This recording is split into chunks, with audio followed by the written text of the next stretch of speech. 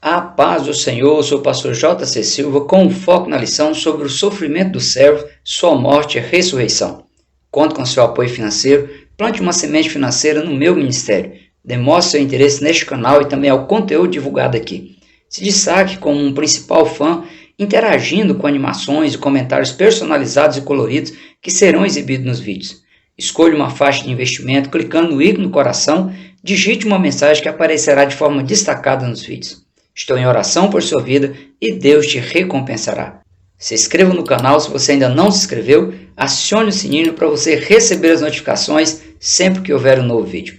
Deixe seus comentários, seu like ou seu dislike, compartilhe o vídeo nas suas redes sociais. Suas interações do canal classificam os vídeos como interessantes e os impulsionam a aparecer ainda mais nas pesquisas e nas sugestões de vídeos interessantes.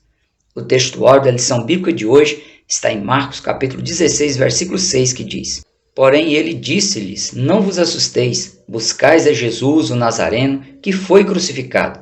Já ressuscitou, não está aqui, eis aqui o lugar onde o puseram. Na verdade aplicado, o pastor Abinay Vargas, ele ressalta que, ao ser preso, passar pelo sofrimento, morrer na cruz e ressuscitar ao terceiro dia, o servo estava cumprindo o glorioso e perfeito plano de Deus. O texto de referência é Marcos capítulo 15, versículos 43 a 47, onde registra a iniciativa do senador José da cidade de Arimateia, que requisitou a Pilatos o corpo de Jesus para lhe dar um sepultamento digno em uma sepultura nova, sob o olhar atento de Maria Madalena, Maria mãe de José, que tudo indica que se trata de Maria mãe de Jesus.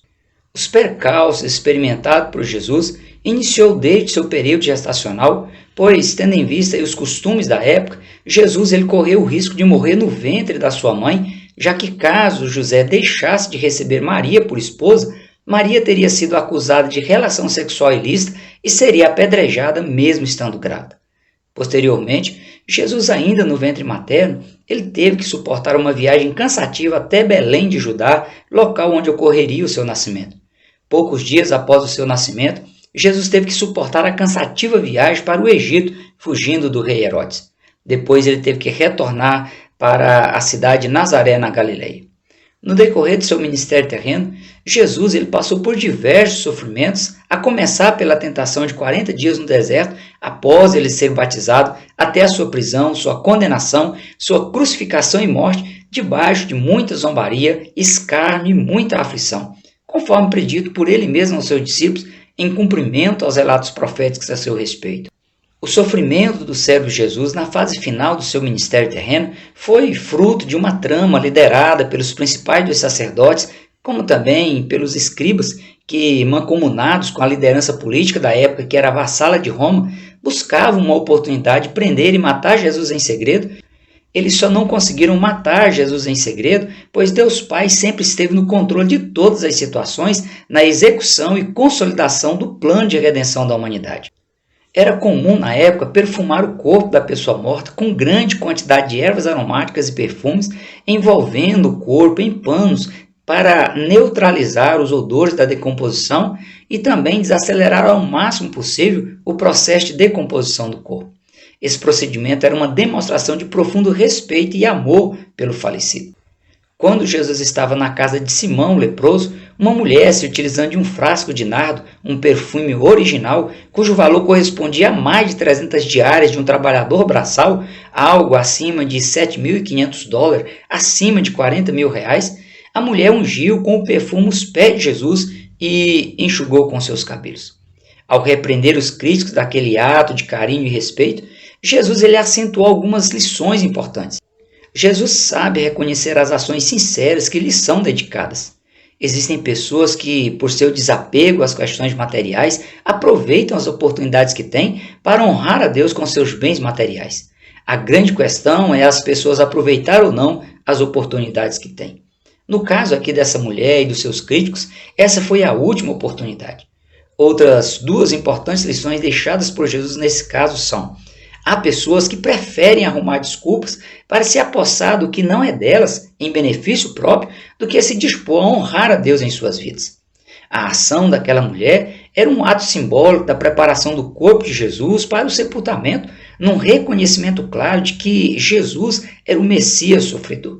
De acordo com o comentário bíblico Beacon, o ato daquela mulher soou aos ouvidos de Jesus como se ela dissesse: eu sei que tu és o Messias e sei também que a cruz te aguarda. Discordando totalmente da mulher e desejoso de colocar as mãos no valor correspondente ao preço do perfume, estava Judas, que era natural da cidade de Queriote e que preferiu trair Jesus ao invés de honrá-lo. Apesar de as pessoas não admitirem, existem muitos cristãos semelhantes a Judas inseridos no contexto da igreja cristã. Elas aparentemente estão próximas de Jesus, mas o coração está longe dele, estão focadas apenas em vantagens materiais e financeiras que elas podem usufruir momentaneamente. Há exemplo de Judas que, após a repreensão de Jesus aos críticos da mulher que ungiu seus pés, saiu para acertar os últimos detalhes da prisão de Jesus em troca de dinheiro. Entre as hipóteses que levou Judas a trair Jesus, está o fato de que Judas era o tesoureiro da equipe ministerial de Jesus e, com a ênfase que Jesus estava dando à sua morte, Judas, insatisfeito por não ter tido a oportunidade de roubar o dinheiro do perfume e com o seu apego exagerado ao dinheiro, Judas sabia que ele perderia sua função de tesoureiro com a morte de Jesus e que, com isto, deixaria de ter acesso às verbas que entravam no tesouro. Por isso, Judas aceitou a proposta de trair Jesus por 30 moedas de prata, pois estaria garantindo aí recurso financeiro para dar sequência na sua vida. As 30 moedas de prata, elas correspondiam ao preço de um escravo, cerca de $3.000, um pouco mais de R$15.600.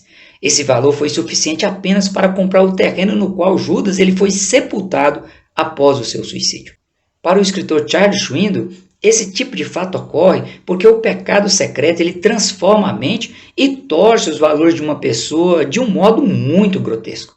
Quem tem aí a tendência de desviar recursos financeiros, como era o caso de Judas, raramente a pessoa rouba muito aí nas primeiras vezes.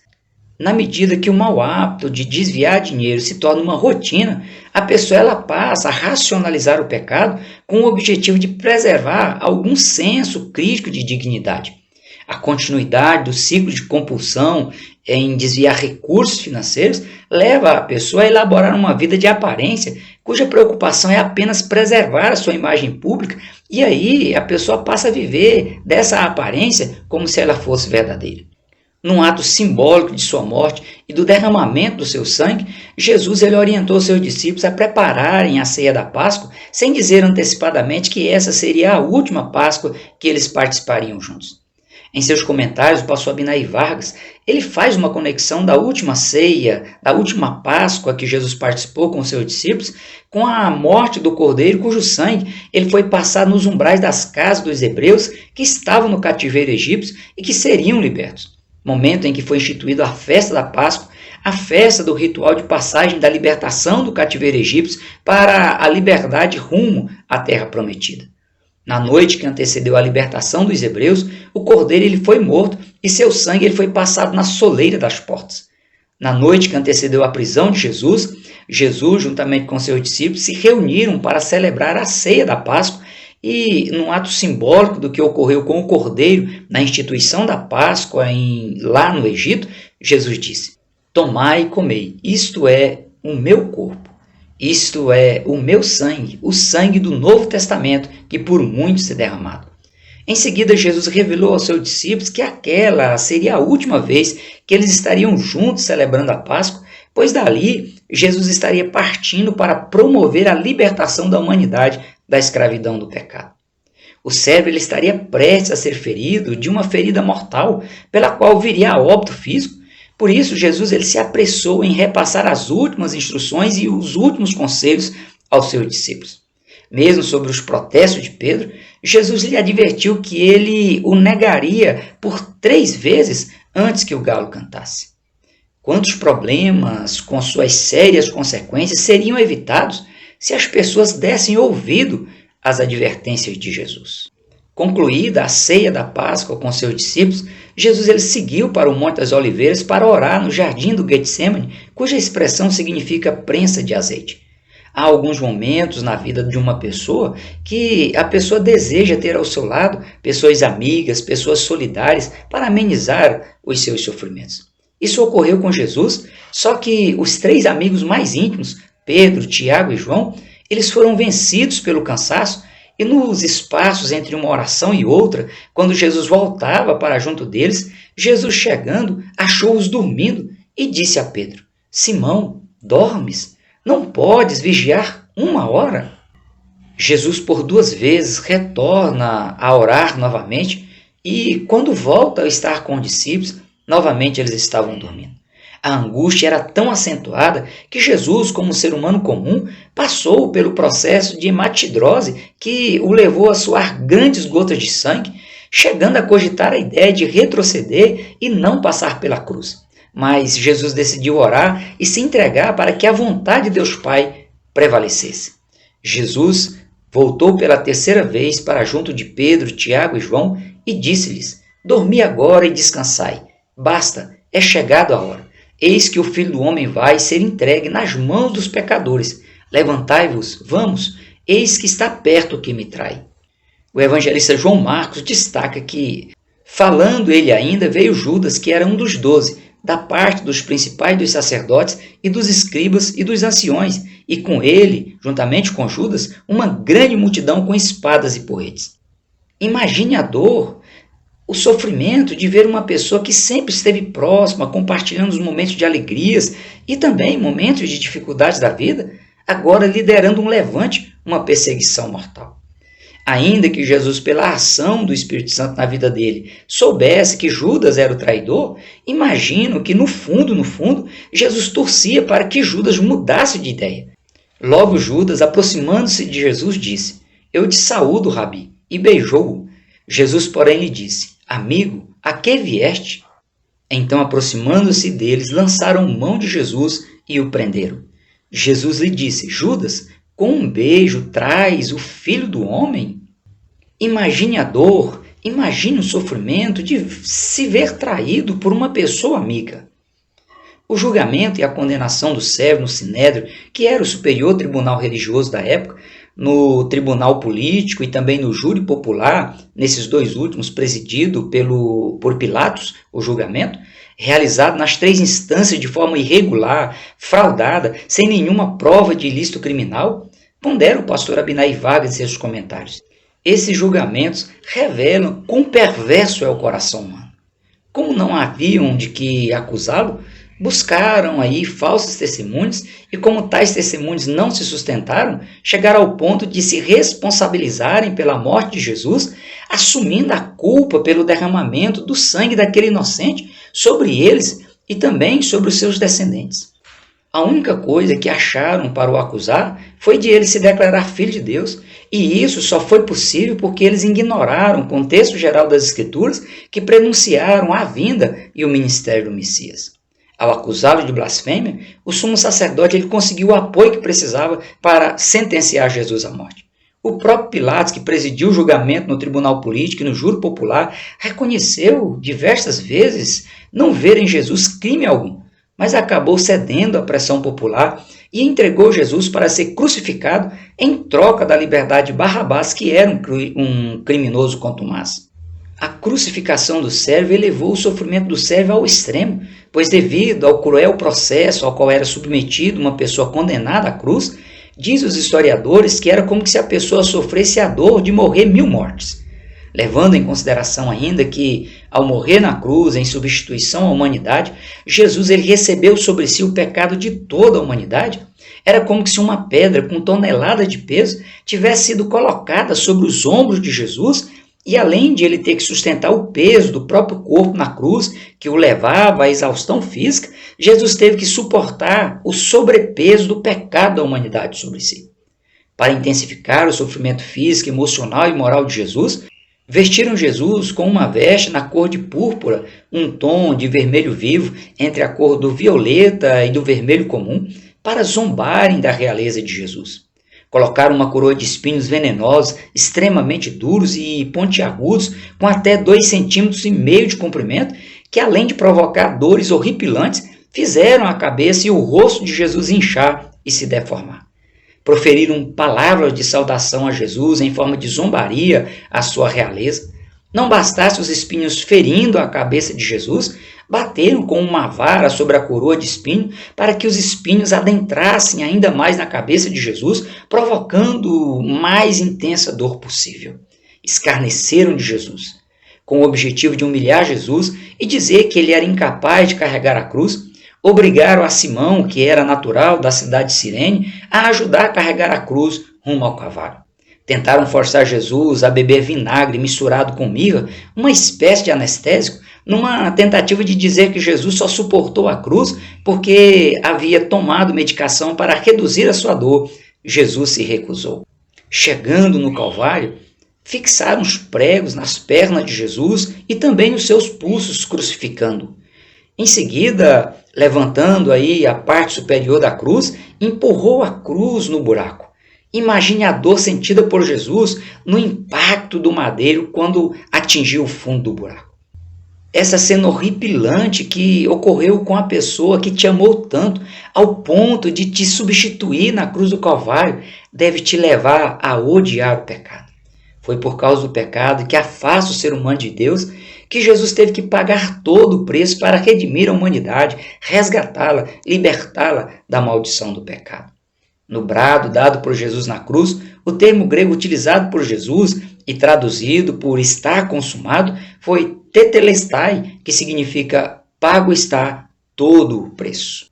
Quanto ao sepultamento do servo Jesus, nos tempos bíblicos, a regra era realizar o sepultamento no menor prazo possível, com raríssimas exceções, como ocorreram nos casos de Jacó e José.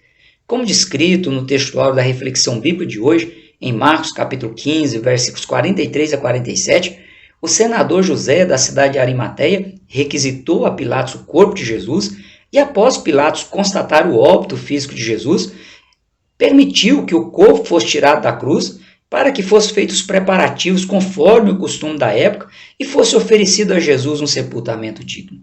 Apesar de não ter conhecimento, o discípulo de Jesus, que o serviu de forma anônima, foi um instrumento de Deus Pai para que ocorresse tudo conforme havia sido previsto nas profecias messiânicas.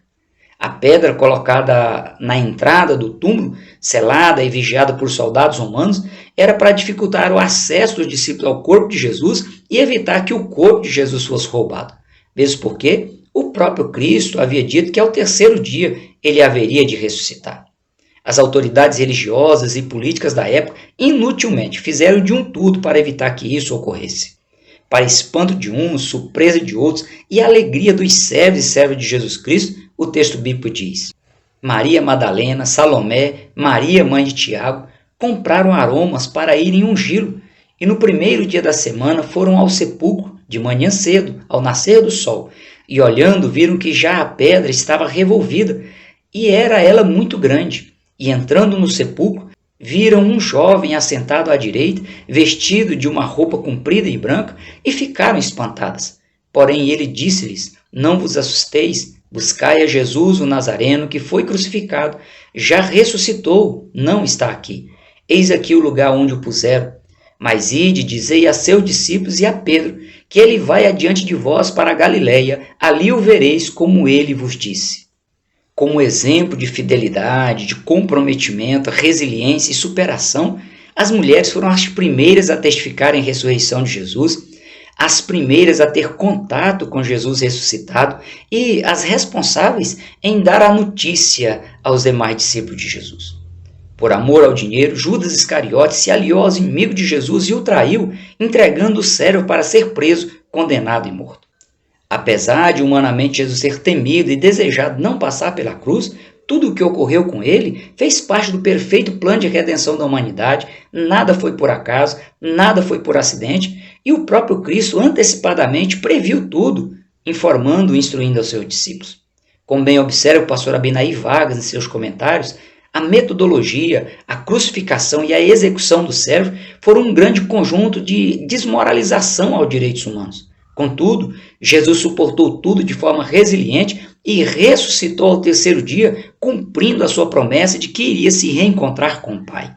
Jesus venceu a morte. Ele está vivo e a sua promessa de voltar para levar seus servos e suas servas para estar com ele na eternidade continua de pé. Maranata, ora vem, Senhor Jesus. Por hoje nós ficamos por aqui. Até o próximo encontro, se Deus quiser. Prossiga na paz do Senhor.